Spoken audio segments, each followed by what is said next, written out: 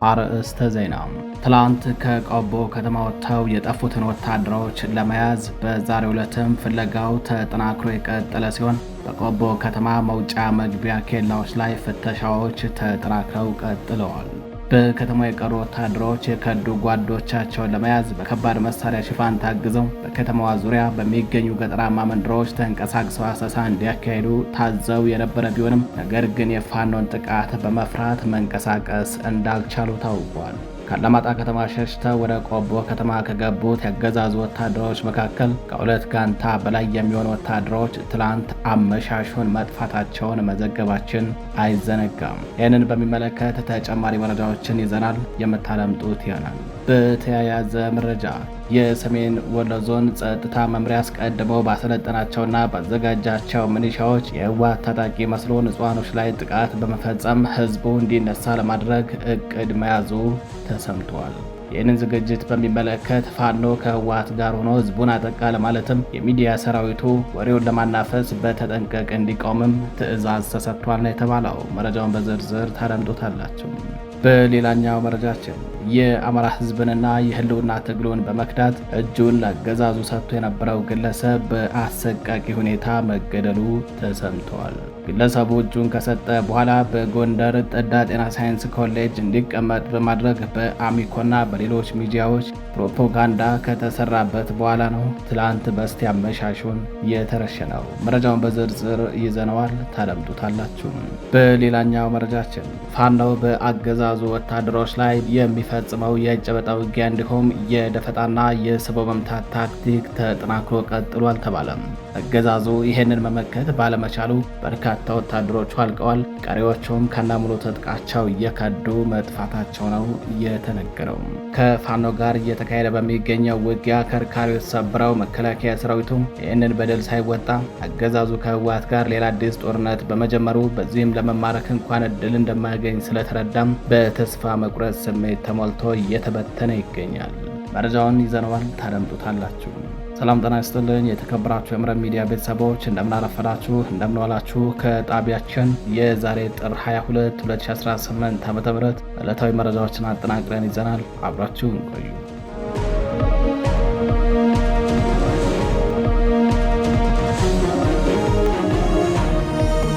ወደ ቀዳሚው መረጃችን አለፍን። የአማራ ህዝብንና የህልውና ትግሉን በመክዳት እጁን ለአገዛዙ ሰጥቶ የነበረው ግለሰብ በአሰቃቂ ሁኔታ መገደሉ ተሰምቷል። ከሳምንት በፊት በደቡብ ጎንደር ዞን አንድ ታጋይ ታላቁን የአማራ ህዝብና የህልውና ትግሉን በመክዳት እጁን ለአገዛዙ ሰጥቶ ነበረ። ግለሰቡ ሻምበል ውበቴ የሚባል ሲሆን በበላይ ዘለቀ ዕዝ ሜጀር ጀነራል ውባንታ ባተኮር ጉና ክፍለ ጦር ስቴደንሳ ብርጌድ አባል የነበረና የወጣበትን ዓላማ ስቶ ለአማራ ህዝብ የሞትና የመከራ ምንጭ ለሆነው ለብልጽግና አገዛዝ እጁን ሰጥቶ ነበረ። አገዛዙ ግለሰቡን ተሐድሶ በሚል ስም በጠዳ ጤና ሳይንስ ኮሌጅ በማስቀመጥ በሚኮና በሌሎች ሚዲያዎቹ በተደጋጋሚ ኢንተርቪው በማድረግ ፕሮፓጋንዳ ሲሰራበት ሰንብቷል። ይህ ግለሰብ እጁን ሰጥቶ ፕሮፓጋንዳ ሲሰራበት ከሰነበተ በኋላም ወደ እስቴ ወረዳ ተወስዶ ከአንድ ሌላኛው ጓደኛው ጋር ተረሽኗል ሲሉ የዓይን እማኞች ገልጸዋል። የህልውና ትግሉን ከርቶ እጁን ሰጥቶ የነበረው ወጣቱ የሰጠው እጁ 8 ቁጥር የፊጥኝ ታስሮ ሙሉ ቀን ሲደበደብ ከዋለ በኋላም በመጨረሻም ተረሽነዋል። የአገዛዙ ሰዎች የወጣቱን አስከሬን ካስቀበሩ በኋላ በረሃ ከፋኖ ጋር እያለ ይዞት የነበረው የደም ማነስ በሽታ ገደለው በሚል እያስወሩ ይገኛሉ። ወደ ሌላኛው መረጃችን አለፍን። ትላንት ከቆቦ ከተማ ወጥተው የጠፉ ወታደሮችን ለመያዝ ፍለጋው ዛሬም ተጠናክሮ መቀጠሉ ተነገረም። ከአላማጣ ከተማ ሸሽተው ወደ ቆቦ ከተማ ከገቡት ያገዛዙ ወታደሮች መካከል ከሁለት ጋንታ በላይ የሚሆኑ ወታደሮች ትላንት ጥር 21 2018 ዓ.ም አመሻሹን ከነሙሉ ትጥቃቸው ከየአህዳቸው ከርተው መጥፋታቸውን መረብ ሚዲያ በትላንት ምሽት ዘገባ ወደ እናንተ ማድረሱ አይዘነጋም። ወታደሮቹ ምናልባት በከተማ ውስጥ አድረው ከሆነ በሚል መውጫ መግቢያ ኬላዎች ላይ ዛሬ ማርፈጃውን እስከ እኩለ ቀን ባለው ከባድ ፍተሻ ሲካሄድ አርፍዷል። በከተማው የቀሩት ወታደሮቹ የከዱ ጓዶቻቸውን ለመያዝ በከባድ መሳሪያ ሽፋን ታግዘው በከተማዋ ዙሪያ በሚገኙ ገጠራማ መንደሮች ተንቀሳቅሰው አሰሳ እንዲያካሂዱ ከአዛዦቻቸው መመሪያ የተሰጣቸው ቢሆንም ነገር ግን ወታደሮቹ የፋኖን ጥቃት በመፍራት መንቀሳቀስ አልቻሉም። ወታደራዊ አዛዦቹ የጠፉትን ለመፈለግ የምንልካቸው ወታደሮችም ሊጠፉብን ይችላሉ በሚል ስጋት በየገጠሩ እየዞራችሁ ፈልጉ ብለው አውርደውት የነበረውን መመሪያ እንዲተገበር ለማስገደድ አልደፈሩም። በከተማዋ ዙሪያ ከሚገኙ ገጠራማ መንደሮች አንድ አርሶ አደር የምግብ እህል ለማስፈጨት ዛሬ ጥር 22 2018 ዓ.ም ማለዳ ወደ ቆቦ ከተማ እየገባ እንዳለም ኬላ ላይ በነበሩ ወታደሮች ተይዞ ስትመጣ የከዱ የኛ ጓዶችን መንገድ ላይ አይተሃል ወይ በሚል የተጠየቀ ሲሆን አርሶ አደሩም የከዳንና ያልከዳን መከላከያ መለየት አልችልም የሚል ምላሽ በመስጠቱ ድብደባ ተፈጽሞበታል። በከተማዋ አሰሳ እያደረጉ የሚገኙት ወታደሮቹ አንዲት እናትን በተመሳሳይ የእኛ ጓዶች በዚህ ዘልቀዋል ተብለን ነው አይተሻል ወይ በሚል የጠየቋት ሲሆን በአፋፉ ዝለቁና ጥሯቸው የሚል ምላሽ በመስጠቷ በጥፊና በቦክስ እንደመቷት የዓይን እማኞች ለመረብ ሚዲያ ተናግረዋል። ህዝቡ በዚህ ልክ ወታደሮቹን ፊት ነስቷቸዋል። በየደረሱበት አይደለም ለሚጠይቁት ጥያቄ ለመተባበር የእግዚአብሔር ሰላምታም ነፍጓቸዋል። ከአላማጣ ከተማ ሸሽተው ወደ ቆቦ ከተማ ከገቡት የአገዛዙ ወታደሮች መካከል ከሁለት ጋንታ በላይ የሚሆኑ ወታደሮች ትላንት ጥር አመሻሹን መቅዳታቸውን በትላንቱ ዘገባችን ወደ እናንተ ማድረሳችን ይታወቃል። የወታደሮቹን መጥፋት ተከትሎ በቆቦ ከተማ መግቢያና መውጫ አካባቢዎች ላይ ትላንት ምሽቱን ጀምሮ ብርቱ ቁጥጥር እየተደረገ ያመሸ ሲሆን በአንዳንድ የከተማ አካባቢዎች ላይም የቤት ለቤት ፍተሻ ተደርጎ ነበረ።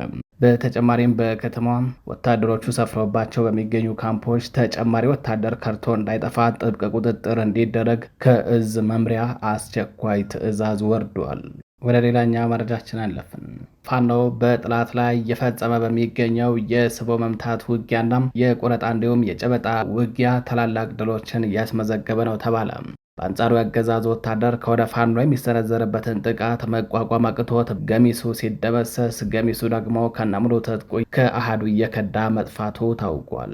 ፋኖም በተለይ አንድ ድርጅት ከመሰረተ ወዲህ በጥላት ላይ የሚሰነዝረው ጥቃት ከወትሮ በተለየ ሁኔታ ጠንከርና ጠጠር ያለ ነው ተብሏል። በምዕራብ አማራ ቀጠና ተከታታይ የሆኑ የደፈጣ ጥቃቶች እየተፈጸሙ ሲሆን በተመሳሳይ በምስራቅ አማራ ቀጠናም ፋኖ ወደ አገዛዙ ወታደሮች ካምፕ ዘልቆ በመግባት ከባድ የሆነ ጥቃት እየፈጸመ ይገኛል።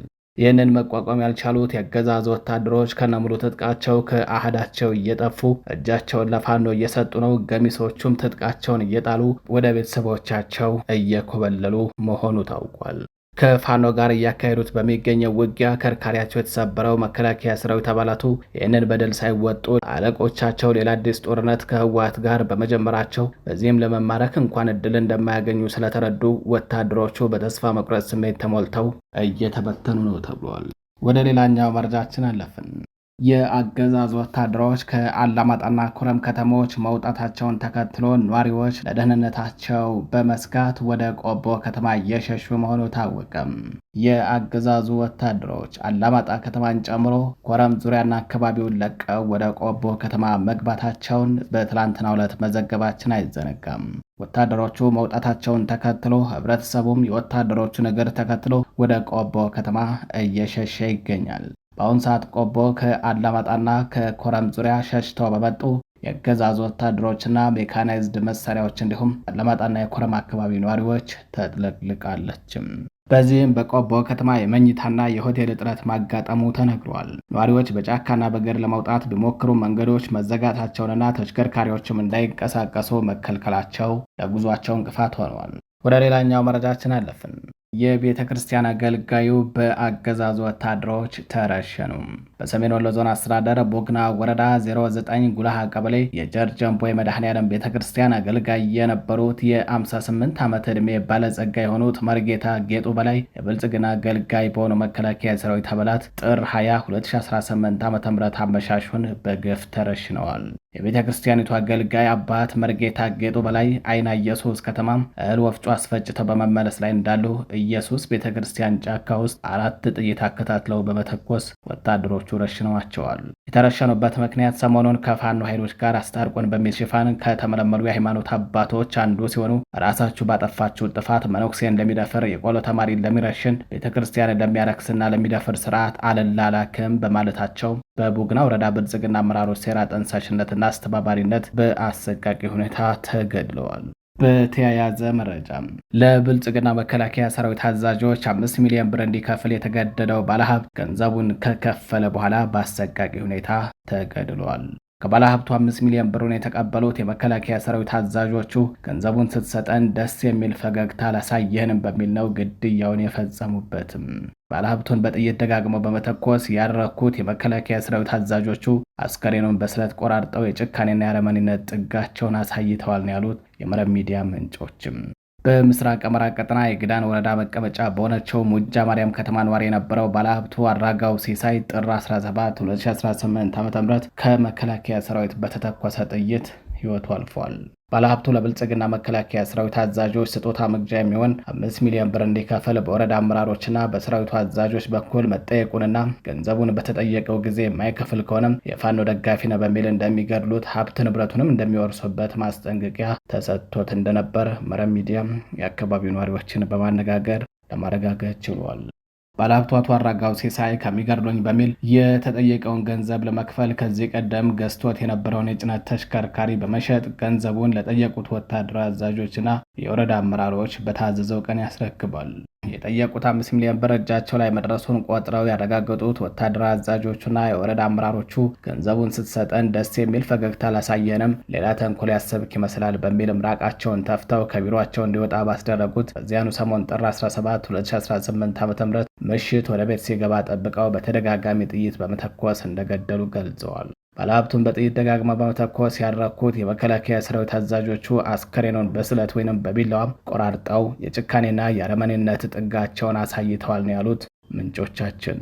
ገንዘቡን ከመጠየቅ ጀምሮ እስከ መቀበልና እስከ መግደል ድረስ በዋናነት በድርጊቱ ከተሳተፉት መካከል በሙጃ ማርያም ከተማ የሚገኘው የመከላከያ ሰራዊት አዛዦችን ጨምሮ የወረዳው ዋና አስተዳዳሪ የሆኑት አማኑኤል አያሌው፣ የወረዳው ሰላምና ጸጥታ ኃላፊ ሰማኝ ባዩ፣ የግዳን ወረዳ ሚሊሻ ጽሕፈት ቤት ኃላፊ እንዳሉ አባትና ሌሎችም እንደሚገኙበት ነው የተጠቆመው። በባለሀብቱ አቶ አራጋው ላይ ግድያ ከመፈጸሙ ጥቂት ቀናት ቀደም ብሎ የወረዳው ዋና አስተዳዳሪ አቶ አማኑኤል አያሌው ብልጽግናን እንደግፍ በሚል በወረዳው የመንግስት ሰራተኞችን ሰብስበው ባነጋገረበት መድረክ ላይ ሰሞኑን የምንረሽነው ሰው አለ በማለት መናገሩን የጠቀሱት የመረብ ሚዲያ ምንጮች አመራሩ ይህንን ንግግር በተናገረ ሳምንት ባልሞላው ጊዜ ውስጥ ነው ባለሀብቱን ገንዘቡን ተቀብለው የረሸኑት ብለዋል። አቶ አራጋው ሲሳይ በ50ዎቹ ዕድሜ መጀመሪያ የሚገኝ ጎልማሳ ሲሆን ባለትዳርና የ3 ልጆች አባት እንደሆነም ነው ጣቢያችን ለማረጋገጥ የቻለው። ባለሀብቱ አቶ አራጋው ደግና ሩህሩህ እንዲሁም ሰው አክባሪ ነበር ያሉት ምንጮቻችን በሃይማኖቱ ምስጉንና በህብረተሰቡም ዘንድ የታፈረና የተከበረ ነበር ብለዋል።